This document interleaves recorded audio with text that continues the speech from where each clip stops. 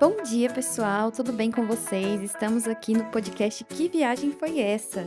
Aqui quem fala é a Jéssica Viajante. E o objetivo desse podcast é trazer diferentes experiências de viagem de pessoas variadas com dicas sobre todas elas, para vocês conhecerem, se inspirarem e tirarem aquela viagem que vocês estão querendo fazer do papel. Para quem ainda não me conhece, eu sou a Jéssica Viajante, pode me procurar jéssica.viajante no Instagram, no TikTok e no YouTube. E agora vamos ali comigo descobrir que viagem foi essa. Aperte o play e decole. Que viagem foi essa? Oh, oh, oh. O mundo inteiro pra gente escutar. Que viagem foi essa? Oh, oh. Um novo destino em todo lugar. Que viagem foi essa? E hoje a gente está trazendo o nosso convidado nômade digital, o Bruno. Conheço ele do trabalho. Ele já vive como nômade digital há 4 anos, né, Bruno? 4 anos, é. E eu vou passar para ele se apresentar aqui para vocês. Olá, gente. É um grande prazer estar aqui, Jess. Inclusive, eu acho que já faz um tempo até que a gente não se fala, a gente foi para caminhos diferentes dentro da empresa, mas eu acho que os dois meio que partilham o amor pela viagem, né? Então, é um prazer estar aqui, partilhar um pouco dessa experiência com vocês. Agora estamos os dois, inclusive com páginas de viagens no Instagram falando da nossa experiência. Se quiserem, procurem aí o Bruno no Instagram, é Bruno MZT, né? Isso. Boa. Aí, Bruno, fala um pouquinho de onde você é, quanto tempo você tá nessa aventura, onde você tá agora, como que tá sendo isso? Eu sou de São Paulo, tá? E eu cresci, eu vivi a maior parte da minha infância em Santo André, que é uma cidade relativamente próxima de São Paulo, uns 30 quilômetros de São Paulo. E aí, com 17 anos, vamos dizer, eu tive a minha primeira experiência de viagem independente, né? Eu fui fazer intercâmbio para Nova Zelândia e eu acho que foi naquele momento, na verdade, que tive aquela primeira sensação de sair de uma bolha, né? E, putz, você cresce vivendo num mesmo lugar com pessoas que pensam da mesma forma, e aí, de repente, você é exposto e você é colocado em um ambiente onde as pessoas pensam de uma forma completamente diferente. Então, aquilo para mim foi uma primeira experiência, né? Eu fiquei 6 meses lá, né? Eu finalizei o ensino médio lá e eu voltei pro Brasil. Eu me mudei para uma cidade chamada Atibaia, né? Fica no interior de São Paulo. E eu fiquei 1 ano para lá e eu acabei sendo aprovado na Universidade Federal de Santa Catarina, que era eu tentei meio que unir os estudos a um lugar legal de viver no Brasil. Gosto muito de praia, então acho que achei que ia ser uma ideia boa. E foi, assim, eu fiquei 6 meses lá, foram incríveis, mas eu fui para lá para cursar economia e eu acabei não gostando tanto do curso de economia, tá. E aí eu voltei para São Paulo, de fato, e comecei a estudar na FGV, né, que é uma escola de economia um pouco mais tradicional de São Paulo. Então, eu acho que aí foi a minha primeira introdução e os lugares que eu estive, e aí tudo, na verdade, mudou mesmo quando eu virei nômade, né.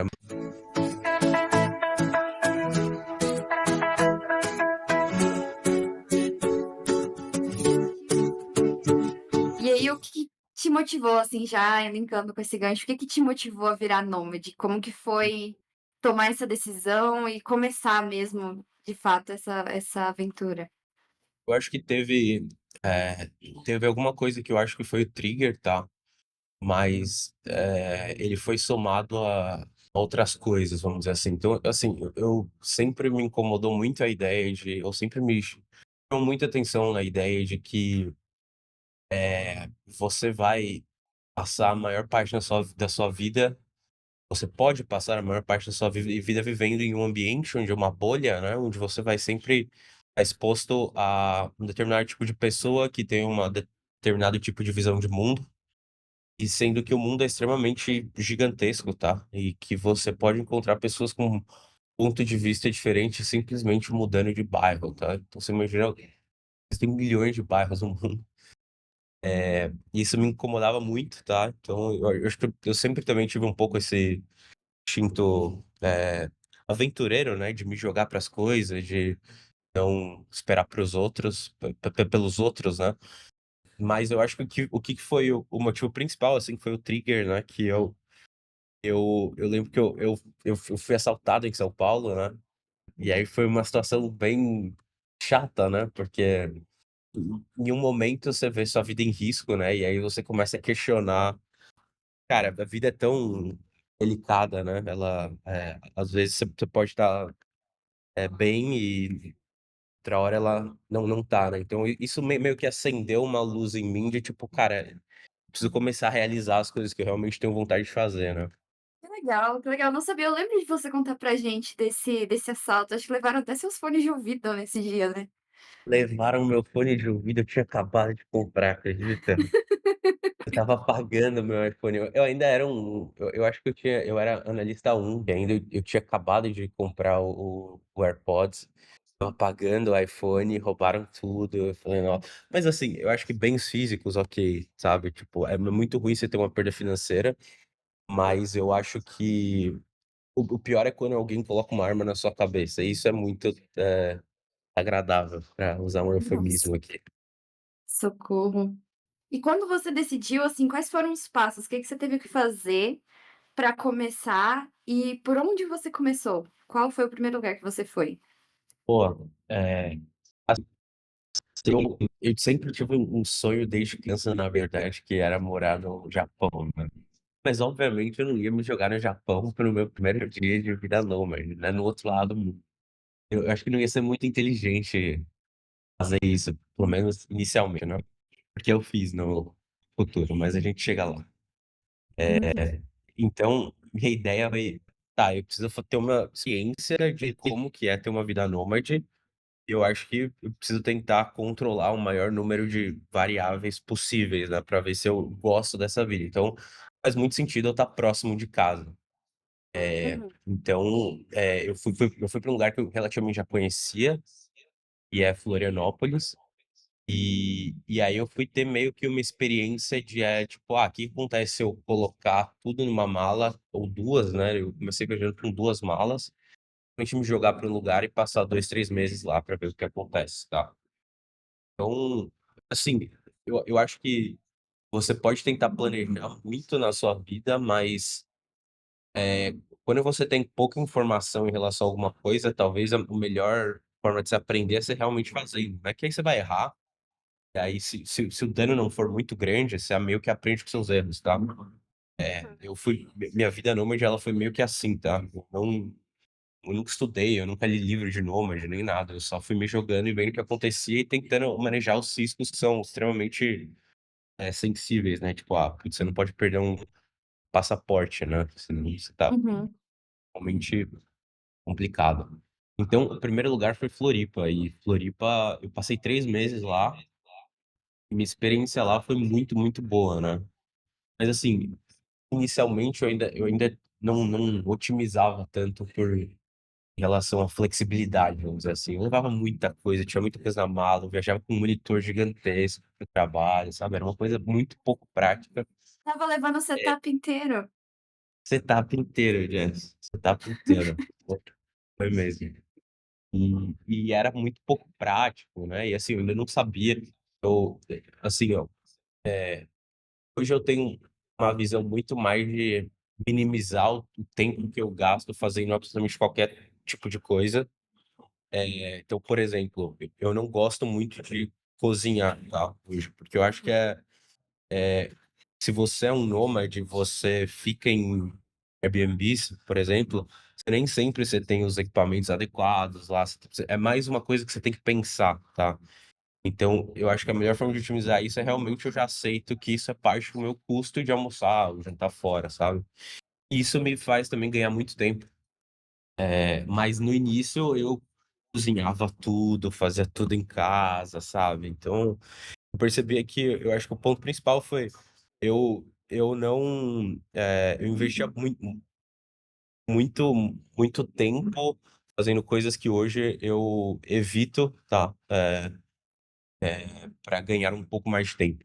Entendi. Naquela época quando você começou, você ainda estava malhando bastante, né, você estava É, cozinhando só também estava frango, muito. assim, que era a Isso, dieta é. da Nossa, eu ainda estava nessa fase, né, essas fases de vida que assim, eu ainda vou na academia 5 vezes por semana, mais ou menos, 5 6 mas era eu estava numa fase de vida que eu queria estava extremamente regrado, não, tomava álcool, eu contava caloria, pesava comida, entendeu? E ainda, assim, pra você ter esse estilo de vida na sua casa já é um pouco mais difícil. Agora, tipo, viajando muito era ainda mais difícil, né? Porque eu tinha que viajar com balança pra pesar comida. Imagina, tipo, um nômade que Uhum. viaja com balança pra pesar comida. Não faz o menor sentido, né? Mas é o tipo de coisa que eu fazia. Mas interessante, né, pensar como a gente vai evoluindo no projeto, né, de ser nômade também. Acho que a gente vai aprendendo o que que realmente é importante para manter esse estilo de vida. É, totalmente. E hoje você tá na Itália, né? Agora, nesse exato momento, eu estou em Malta. Eu estou em Malta porque eu estava na Grécia, eu vivi na Grécia quase 2 meses, tá. E aí eu vou passar o fim do ano agora na Sicília, né, que é no sul da Itália. Mas é muito louco isso, né, porque se você quiser ir para o sul da Itália e você estiver na Grécia, numa ilha na Grécia, né, por exemplo, em Creta, onde eu estava, você precisa pegar um avião de Creta para Atenas, né. Aí de Atenas você pega um avião para Roma. Aí de Roma você pega um avião para, a Sicília, que é Catânia ou Palermo, né, que são os 2 únicos grandes aeroportos da Sicília, e de lá você pega um ônibus para qual cidade que você vai. Ou seja, ia ficar uma viagem gigantesca, né. Só que é muito engraçado porque Malta tá exatamente do lado, né, da Grécia. Então você consegue simplesmente viajar da Grécia, de qualquer lugar da Grécia, para Malta. Demora 1 hora. E aí de Malta você pega um barquinho de 1 hora e você tá no sul da Itália e tá resolvido. Nossa! Inclusive tem um site, Jess, que eu uso muito, tá, eu uso muito, se chama, Rome to Rio, Rome de Roma, to Rio. E ele simplesmente você coloca onde uma cidade, você coloca outra cidade. E ele mapeia e te mostra todas as formas de você ir de um ponto ao outro. Se tiver como ir de ferry, se tiver como ir de avião, se tiver como ir de carro, de ônibus, ele diz tudo e te fala o preço ainda, tá? É E extremamente funciona útil. bem. Funciona, eu uso muito, assim, o ferry de Malta eu descobri assim, né. Que legal, não sabia. Eu vou anotar essa, porque eu já me peguei muito pesquisando esse tipo de coisa, né, qual a melhor forma de chegar em algum lugar. E aí, quando você vai escolher seu próximo destino, assim, eu não sei se isso mudou também ao longo da sua trajetória, né? O que que você considera para escolher? O que que tem que ser pensado, assim, para se tomar essa decisão? Ó, eu normalmente eu pego no fim do ano, né, que é a época que eu faço também meu planejamento financeiro, né. Você vê, né, ser de FP&A tem esses nuances, né, eh, É, a chega o gente fim tá do ano, sempre com eu uma faço meu planilhinha ali. budget. Isso, exatamente. Eu faço budget no fim do ano, né, da minha vida. E um dos pontos que eu olho, obviamente, é os lugares que eu quero viajar, né. Então, no fim do ano eu meio que mapeio as regiões, tá, te falo: "Não, eu quero estar na Ásia a tal data, eu quero estar na Europa aqui". E tem 2 coisas principais que definem ou que filtram os lugares, tá. E a primeira é a época do ano. Por exemplo, não faz sentido você, na minha opinião, assim, como brasileiro que tá sempre tentando fugir do frio, não faz sentido você ir para a Europa no inverno. Então você tá, por exemplo, no fim do ano na Europa ou no início do ano na Europa, você vai pegar um Uhum. frio muito grande, você não vai conseguir aproveitar muito. Obviamente tem quem gosta de ir para as neves, Dolomitas da vida, e aí sim, mas eu tô sempre tentando fugir do frio, inclusive porque eu nem tenho roupa de frio mais, tá. É pesado para carregar. É muito pesado, a gente só tem 23 quilos de mala. Uma casacão já é quase 1 quilo, não dá, não dá. Tem que ficar no verão sempre. Eu tô 100% do meu ano no verão. Assim, obviamente, às vezes eu quero ir para um inverno e tal, e eu tenho uma roupa ou outra, E aí em São Paulo eu tenho meio que minha basezinha, né, que eu troco minha mala, troco minhas roupas que eu viajo e tal, Uhum. mas, de forma geral eu tô sempre com muito mais roupa de calor do que de frio. Mas eu estava falando dos critérios, né, então, assim, o primeiro é meio que a época do ano, né, preciso, se determinado lugar vai estar quente ou frio e se determinado lugar vai chover muito ou não, né. Tem épocas de acho que se você for, por exemplo, para Bali, agora no fim do ano, você vai pegar muita, muita chuva, né. O que não é ruim, mas, assim, estraga um pouco a experiência. Você não consegue aproveitar tanto, né, não dá pra sair tão livremente. Totalmente, né. Eu acho que, assim, chuva meio que te faz naturalmente ficar mais em casa, né. E e o segundo, eu acho que dado minha experiência em São Paulo, né, e o que me foi o trigger de viajar, eu prezo muito extremamente por segurança, né. Putz, ir pra lugar onde pode ter risco de roubo, assim, furto ok, tá, furto a gente é brasileiro, a gente sabe olhar, o mundo com uma assim, estar um pouco mais atento na rua em relação a pickpocket e tal, mas assim, lugares onde tem risco de conflito armado, gangue, roubo à mão armada, aí eu evito mesmo, infelizmente não tem como. É, porque quando você vai fazer uma viagem, assim, pra algum lugar e aí você acaba ficando, sei lá, num Airbnb mais caro e tal, pra evitar esse tipo de situação é uma coisa, mas você fica lá por vários meses, né, então É diferente você quer putz, eu acho muito gostoso você não precisar se preocupar com isso, né, por exemplo, você andar na rua, você poder andar na rua desatento, eu uhum, adoro andar, eu sou apaixonado por andar, então às vezes eu vou pra um lugar diferente, aí a primeira coisa que eu faço lá, eu quero andar absolutamente em tudo ao redor pra conhecer onde eu moro, né. Eu ando aham. de noite, ando de dia, tenho que ir pra um lugar que fica 2, 3, 4 quilômetros, vou a pé.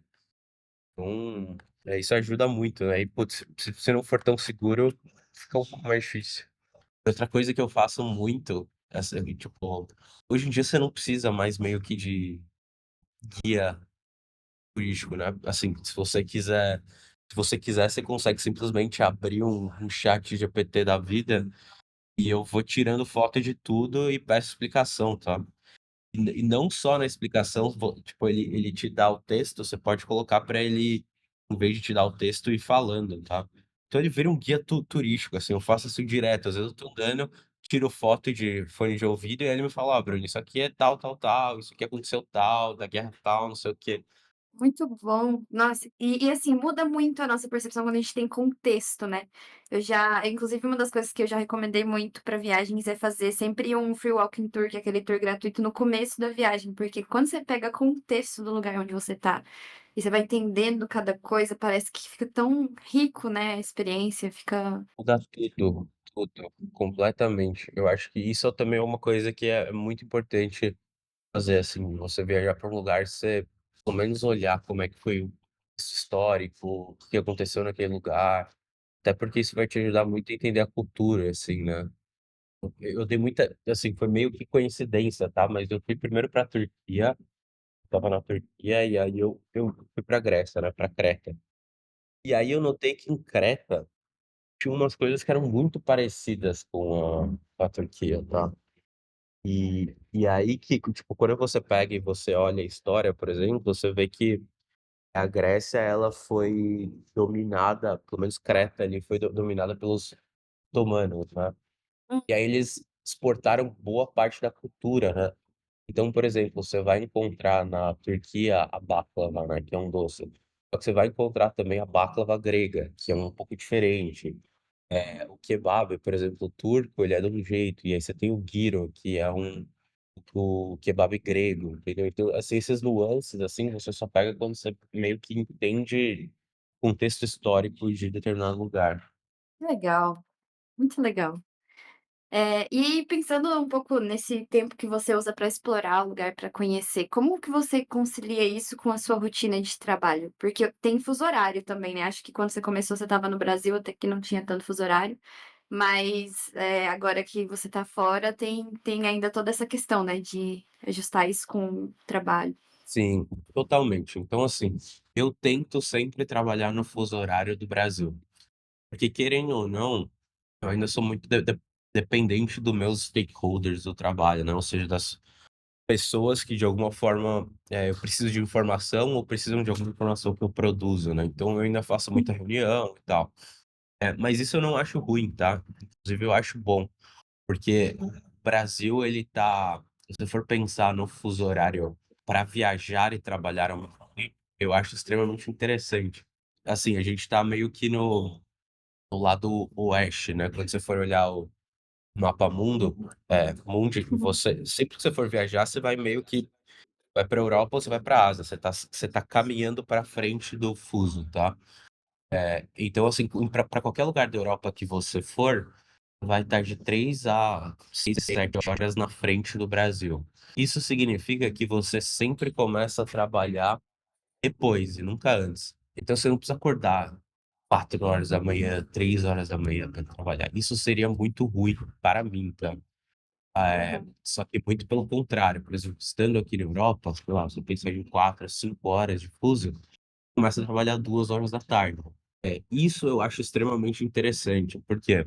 Porque você acorda e você tem toda a manhã livre, eu uso muito a manhã para explorar, aí você começa a trabalhar às 2 e você vai até um pouco mais tarde, tá.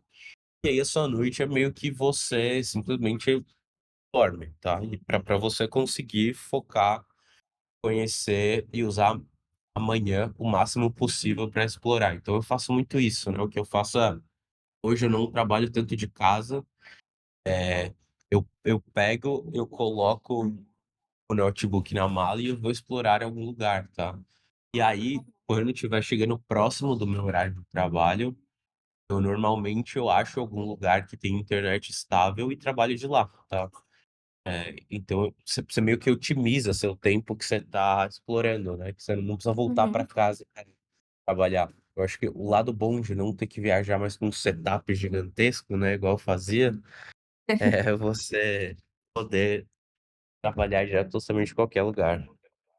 E teve algum lugar que você foi que o fuso era que atrapalhou muito, assim, que era muitas horas de diferença, tipo, quando vai chegando pro extremo ali, né, 7, 8 horas e tal, ou até então deu pra conciliar sempre?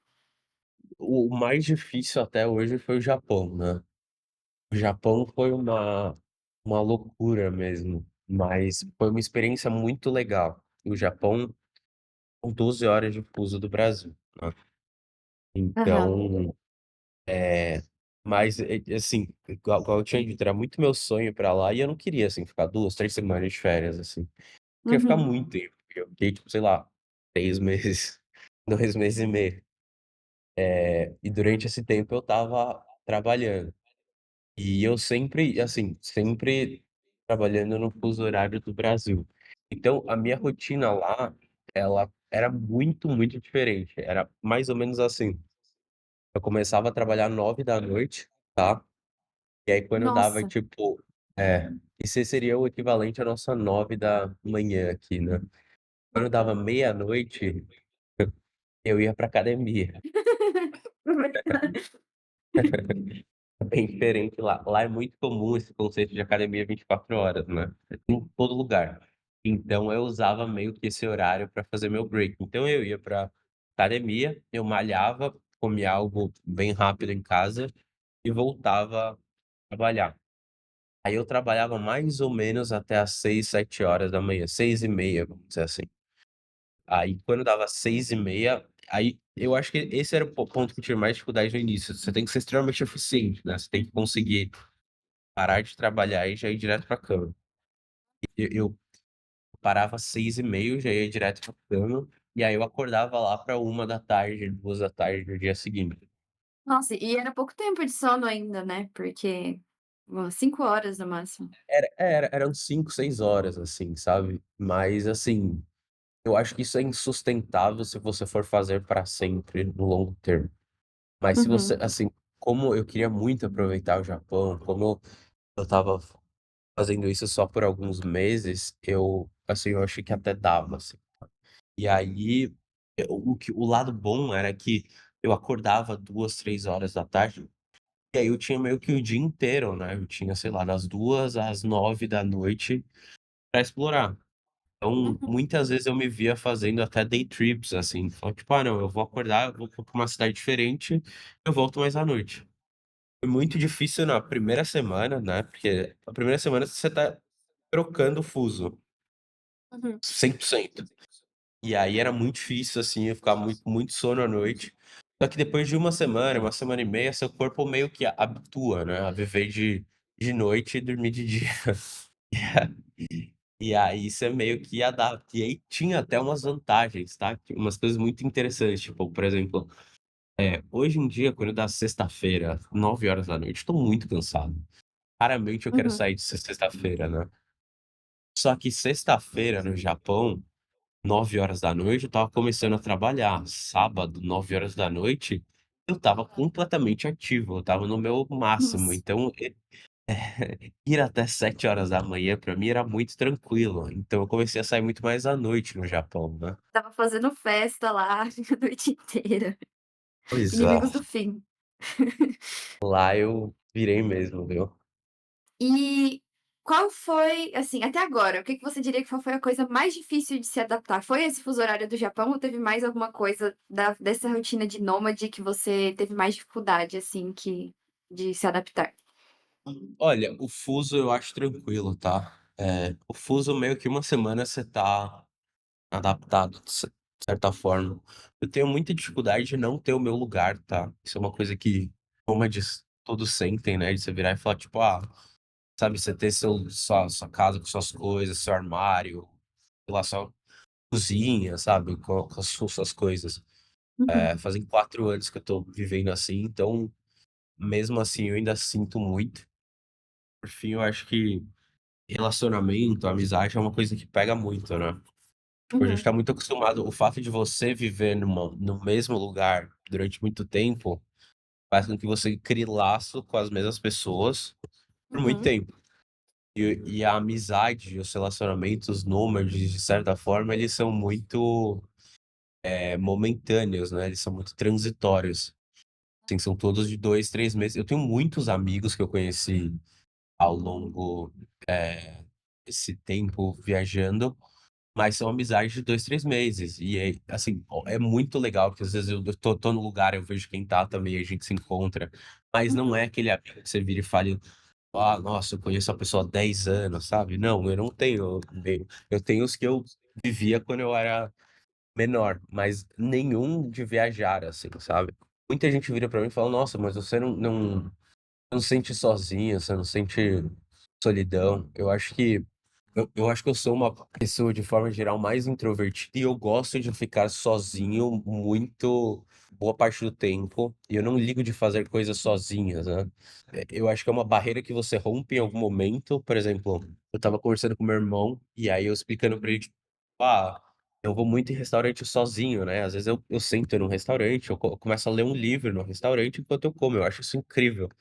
Aí eu contei isso pra ele, ele falou: "Cara, como assim? Isso é muito estranho, assim, você vai num restaurante sozinho, sem um amigo e começa a ler um livro, assim". Ele falou: "É, cara, assim, experimenta".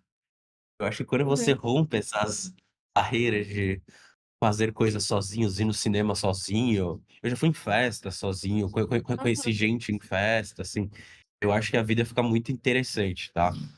E aí você perde essa necessidade de estar sempre com alguém, mas de fato, realmente, assim, tem horas que eu gostaria de estar fazendo coisas com alguém junto, né, acho que porque, tem algumas coisas que é muito mais legal fazer quando você tem alguém junto, né. Meio que pra compartilhar, né, "Olha aqui que legal isso aqui, essa experiência e tal". Com certeza, assim, eu lembro que eu fui no parque da Disney no Japão, foi incrível. Inclusive eu fui com o Yannis, tá, e é uma história muito maluca, inclusive, que o Yannis, que é um cara que trabalha comigo. A gente foi junto para o Japão, mas o Yannis ia ficar 2 semanas, tá. E eu ia ficar 3 meses. E aí, chegando lá, o Yannis começou a passar muito mal, muito, muito mal. A gente foi para o Mas, hospital assim, com ele, logo no ninguém começo, assim logo no começo, assim, depois de 2 dias, quando ele pisou lá, começou a ficar muito mal. E aí eles não entendiam o que ele tinha. E aí a gente ligou para o tio dele, né, o tio dele é médico, explicou os sintomas, e aí o tio dele virou e falou: "Olha, os sintomas são exatamente iguais aos sintomas de dengue". Pegou dengue no Japão. Não, e esse que é a coisa mais louca, né, não tem dengue no Japão, então eles não conseguem identificar, assim, eles têm é raro casos de gente que aparece com dengue no Japão. Ele pegou a dengue no Brasil, incubou e desenvolveu sintomas no Japão, né. Então ele estava lá, assim, muito difícil, ninguém entendia muito bem o que ele tinha, e dengue não tem muito o que fazer, né, você controla meio que os danos e fica quietinho. Esperando, É. né. E aí eu meio que comecei assim, eu ajudava ele e tal, ficava com ele, mas aí eu ia explorar coisas sozinho, né, e uma das coisas putz, eu fui num parque da Disney lá incrível, só que é muito estranho, né, você ir num parque meio que sozinho, é muito mais legal quando você tá com Uhum. seus amigos, né, com mais gente. Sim, com certeza.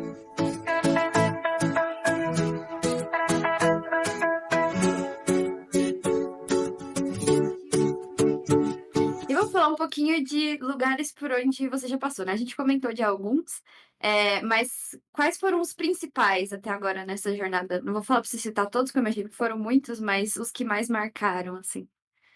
Olha, o Japão com certeza foi um dos que mais marcou, porque foi, sonho de criança, né.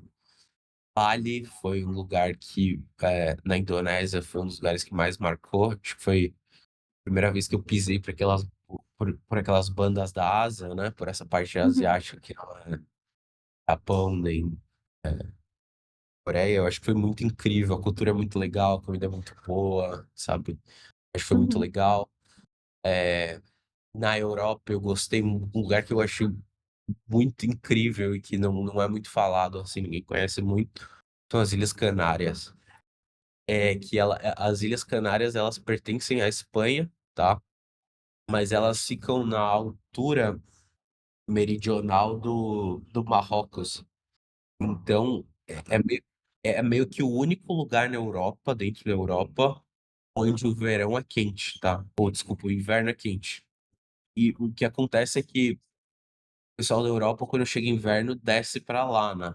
As praias ficam bem cheias no inverno, isso é muito engraçado. É incrível, assim, é muito bonito, as praias são muito bonitas, tem muito lugar pra fazer trilha, tem muita montanha. Foi muito boa a minha experiência lá e eu acho que muito do que influencia minhas viagens são as pessoas que eu conheço, né. E eu acho que, tipo, lá eu conheci pessoas incríveis, isso foi muito bom, assim, que eu falo até hoje. Outro lugar que eu passei muito tempo, assim, que é muito underrated é a Polônia. A Polônia é incrível, assim, culturalmente, tem uma história muito legal, tem muita coisa pra fazer, tem muito museu, o custo de vida lá é muito bom. Passei lá, eu acho que ao todo já uns 6 meses da minha vida eu já fiquei na Polônia, incrível lá.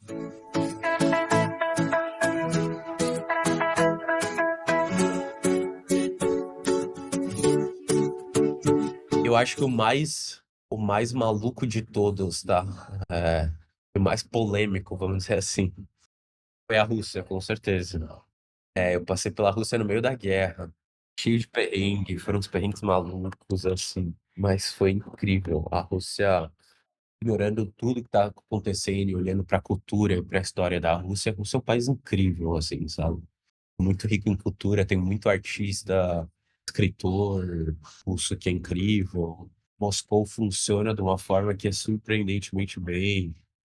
Mas foi uma viagem muito complicada, principalmente pra entrar e pra sair, tá. Muito difícil. parte da imigração era muito, exigente, como que foi isso? A Rússia, eu acho que entrar em um país em guerra, de forma geral, já é muito difícil, né. E principalmente quando guerra em si é meio que a fronteira, tá.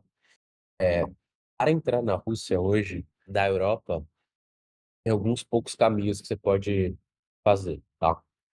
O primeiro, que eu acho que é o que é mais comum, que não é muito Europa, a maior parte das pessoas entra pela Rússia através da Turquia. Eu acho que do Hum. espaço aéreo, vamos dizer assim, para o lado o lado oeste, vamos dizer, da Europa, né, eu acho que o único país que hoje existe voo direto é Turquia, tá.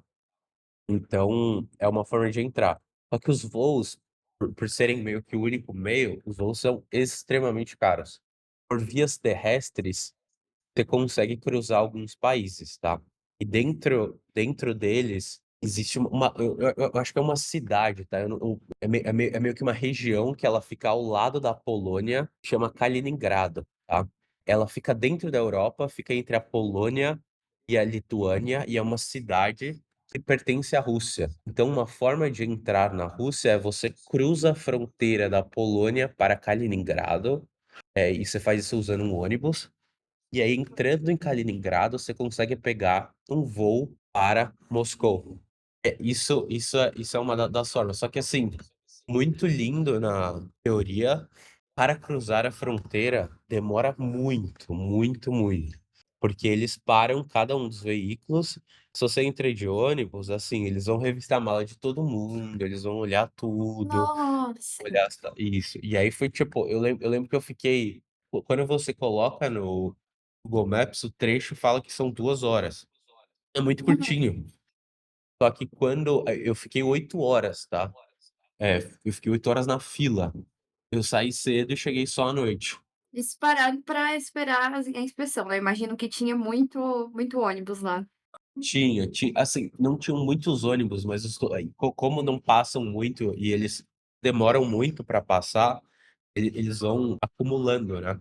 Fica uma fila imensa e eles revistam tudo, tudo que você tem, abrem suas coisas, e isso inclusive até é uma coisa que você tem que tomar muito cuidado quando você viaja para alguns países, é em relação a medicamento, né. Existem alguns medicamentos que eles são perfeitamente legais em um país, só que você pode ser preso se levar eles em outros. Então, eu vou dar um exemplo, existe o medicamento para TDAH, a Ritalina ou Venvance ou qualquer um que seja derivado, ele é um medicamento perfeitamente legal na Europa, só que se você entrar, por exemplo, na Rússia, pode ser preso e eles te pegarem. Se você entrar na Indonésia também, sorte a minha, assim, eu sabia disso por experiência já, então eu não estava com nada que podia dar algum problema, tá. Mas acho que para entrar na Rússia, e aí você entra em Kaliningrado, depois de 8 horas, aí você pega mais um voo para Moscou, assim, é uma viagem extremamente cansativa, simplesmente para chegar, e algo que, sei lá, 2 anos atrás, 3 anos atrás, né, que já tá de guerra, era para ser uma viagem de 2 horas de avião, tá. É, complexo. E aí depois que você chegou lá, como foi a rotina, custo de vida, assim, como foi essa experiência de viver na Rússia? Você ficou em Moscou?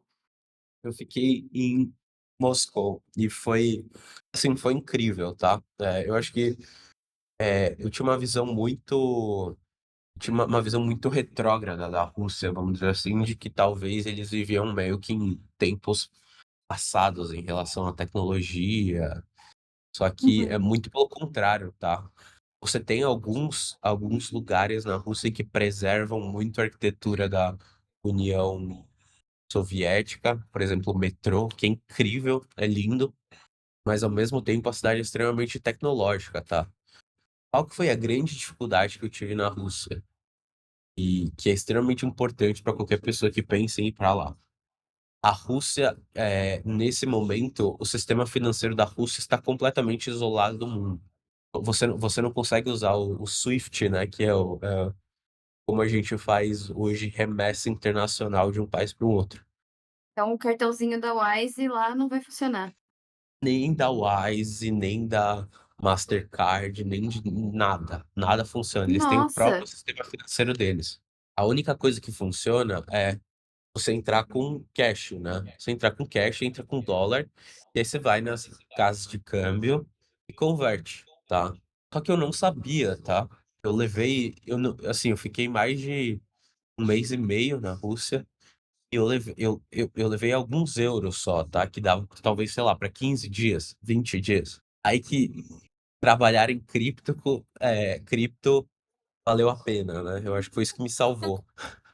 Cripto, que funciona, vamos dizer, em blockchain, não segue essas limitações, não tem, tipo, se você quiser transferir, para de uma carteira cripto para outra carteira cripto, não importa em qual que lugar do mundo seja, não tem como rastrear, não tem como então, assim, eu conseguia mover dinheiro para dentro da Rússia usando cripto, tá.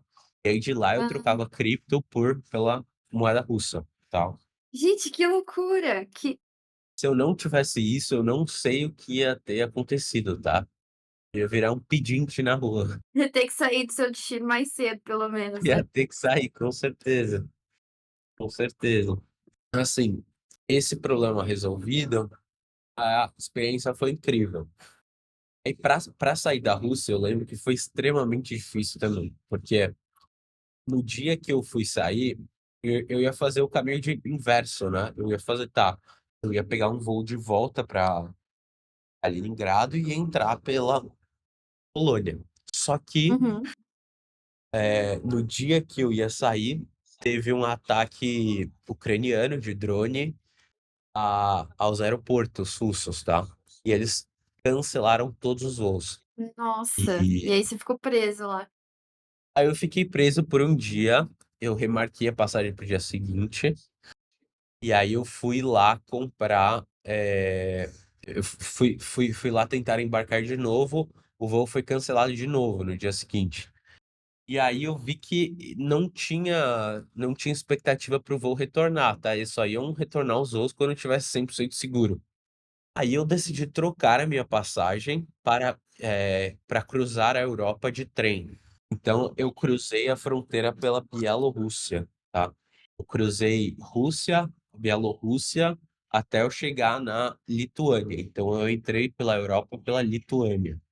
E foi muito difícil, assim, difícil, vamos dizer assim, a viagem de trem era num trem extremamente antigo, tá, um trem da União Soviética ali, e eu dividia um quarto em um vagão. O quarto devia ter não mais do que 10 metros quadrados, talvez 8 metros quadrados, uma coisa extremamente pequena, e eu dividi um quarto com uma família russa, tá.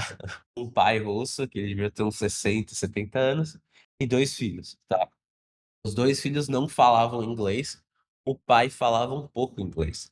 Então, assim, foi uma ao mesmo tempo foi muito desconfortável estar num leitozinho, num quarto extremamente apertado, foi muito Uhum. interessante, porque eu fiquei conversando mais de 1 hora com esse pai russo, e aí ele explicando, como que era viver na Rússia 30, 40 anos atrás, tudo que ele passou, o que que estava acontecendo. Então, assim, o tipo de coisa que eu falo muito que esse tipo de coisa você não planeja, tá. As pessoas que você conhece, as situações que você passa, você não planeja, mas é simplesmente você dando a cara a tapa que elas vão acontecendo na sua vida. As pessoas na Rússia, elas eram muito abertas para comunicar, assim, ou foi mais por conta de estar nessa situação de dividir o quarto? Como foi essa sensação? Elas são muito abertas e, assim, principalmente quando você fala que você é brasileiro, tá. A grande vantagem do brasileiro é que o brasileiro ele é bem visto no mundo inteiro de certa forma, tá. Ele é visto como, ah, país da festa, do carnaval, da caipirinha, então, o gringo tem essa visão de que a gente é festeiro, de que a gente é muito aberto, de que a gente ama todo mundo, e que de certa forma é verdade, tá. Eu acho que comparando com muitos países, o brasileiro é muito mais aberto, é muito mais caloroso de forma geral, tá. Uhum.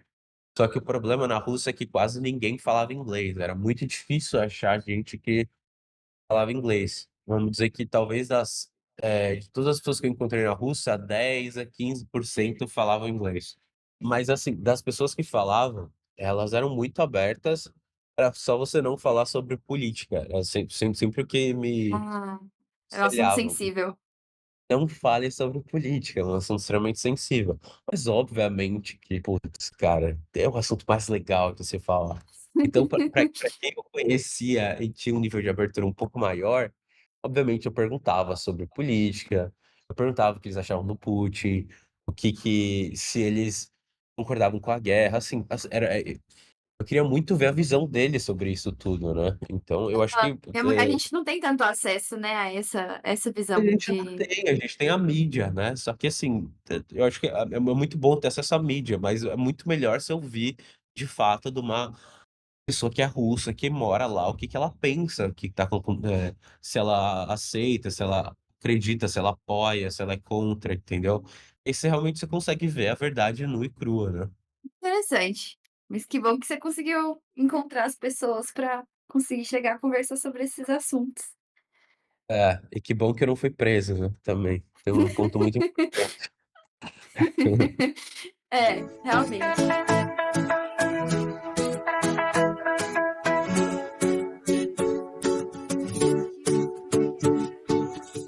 Tem algum país que você foi, assim, que foi tão complicado, ou, sei lá, não te conquistou, que você não voltaria para ele, assim? Eu não voltaria. Não, eu acho que cada país tem a sua peculiaridade, mas o grande ponto é que eu filtro os países que eu vou, né. Mas obviamente tem uns países que eu mais curti, né, e eu acho que de longe, foi o Japão. O Japão é o país mais incrível do mundo disparado, assim, não tenho como argumentar.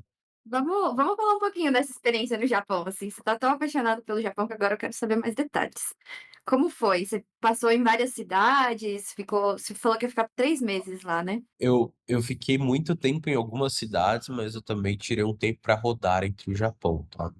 Eu fiquei um mês pelo menos em Tóquio, eu fiquei um mês pelo menos em Osaka. E aí o último mês eu rodei o Japão, passei por Kyoto, passei por Kobe, passei por Okinawa, que é um dos lugares mais incríveis que existe nesse mundo. E aí eu rodei o Japão de forma geral, tá. Por que que eu acho o país mais incrível no mundo, tá. Acho que vamos começar primeiro pela cultura, tá. A cultura japonesa, assim, parece que ela não existe. As pessoas são extremamente educadas, tudo funciona muito, muito bem. Primeira vez que você vai para Tóquio, você pega um metrô em Tóquio, você fica completamente fascinado como aquilo pode ser possível, tá. Tóquio, se não era a cidade com a densidade demográfica mais alta do mundo. O número de pessoas por metro quadrado em Tóquio é uma coisa que não existe. E você vê o metrô de Tóquio, aquele mar de pessoas, ninguém fala uma palavra, todo mundo numa filinha muito bonitinha, ninguém é Silencioso, né? silencioso, se respeita, sabe. Então começa por aí, né, assim, é um lugar que você se sente muito confortável de abaixar a sua guarda. Cara, Uhum. eu lembro de coisas meio que incríveis, por exemplo, eu fui comprar um bilhete de metrô e aí eu dei, sei lá, 10 cents a mais, tá. Só que eu dei 10 cents a mais, peguei o bilhete e fui embora. E eu estava de fone de ouvido e, assim, 10 cents a mais, whatever. O cara que estava me vendeu o bilhete, ele estava dentro da guarita, ele saiu da guarita, foi até atrás de mim, assim, andou uns 100 metros e falou: "Moço, você esqueceu os seus 10 centavos".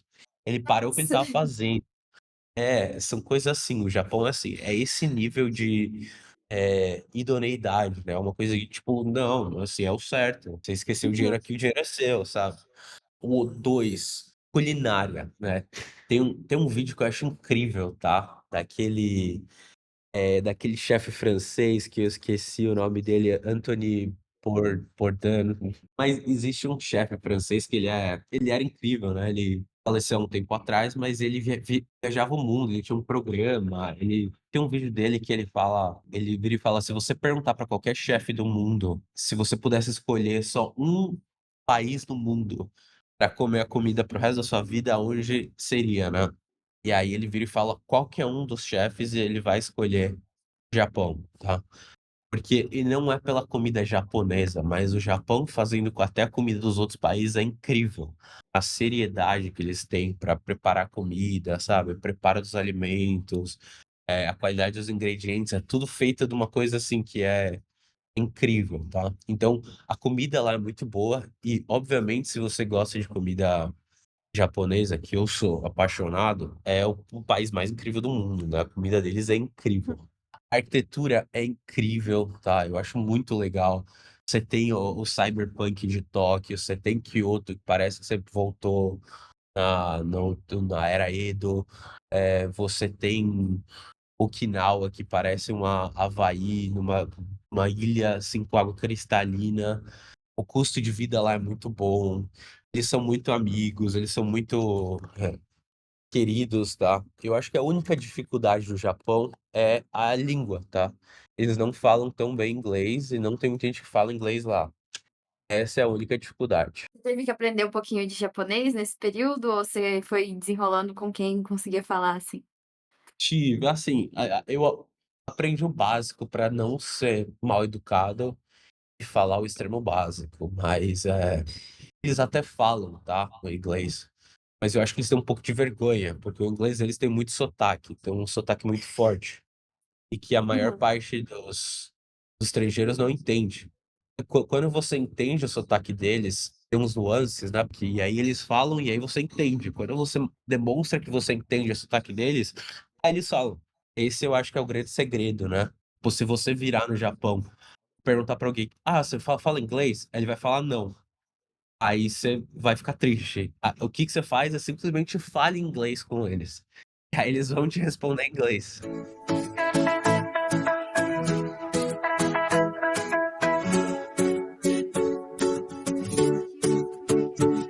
Tem muita história pra contar ainda, né, eu acho que a gente pode marcar um outro pra segunda temporada depois, pra saber mais das suas experiências. Mas se você fosse pensar num conselho pra dar para as pessoas que estão querendo ali começar essa aventura de nômade digital e não sabem muito bem por onde começar, o que que você diria pra essas pessoas? Eu acho que vai soar até um pouco clichê, tá, mas eu acho que minha vida de nômade mudou muito quando eu parei de planejar tanto e simplesmente aceitei que vai existir um level de caos, um level de imprevisibilidade, incerteza, eu vou conseguir lidar com ele, tá, eu vou dar um jeito. E aí quando você aceita esse level de imprevisibilidade, você começa a abraçar mais essa incerteza. E aí as coisas interessantes elas começam a acontecer, tá. Porque é muito legal, assim, existe uma viagem que você planeja tudo, faz o roteiro, o que que você vai fazer de hora em hora e tal. Só que e aí se não dá certo, você posterga e tal, só que eu acho que muita das coisas legais que eu passei na minha vida como nômade, eu simplesmente não sabia como ia ser, mas eu falei: "Ah, se eu for esperar a condição ideal, eu não viajo, então só vai, só vai". Então assim, você tá com dúvida, você quer muito conhecer um lugar, veja quais os riscos mais impensáveis que você não pode tomar nesse lugar. Veja se tá em guerra, veja se tem alguma coisa assim. Se não tem nenhum risco absurdo, compra a passagem e vai. Vai ser feliz, você vai dar um jeito, se joga que você vai ver, você vai e no fim do dia, assim, vai ser muito provavelmente mais incrível do que se você tivesse planejado tudo, tá. E você vai conhecer gente diferente, você vai passar perrengue que você vai lembrar, você vai ter história. Então, eu acho que minha dica é um pouco isso, né, que eu inclusive falo naquele primeiro vídeo, que é meio que abraça o caos, né. Abrace muito o caos que eu acho que ele vai te surpreender de forma muito positiva.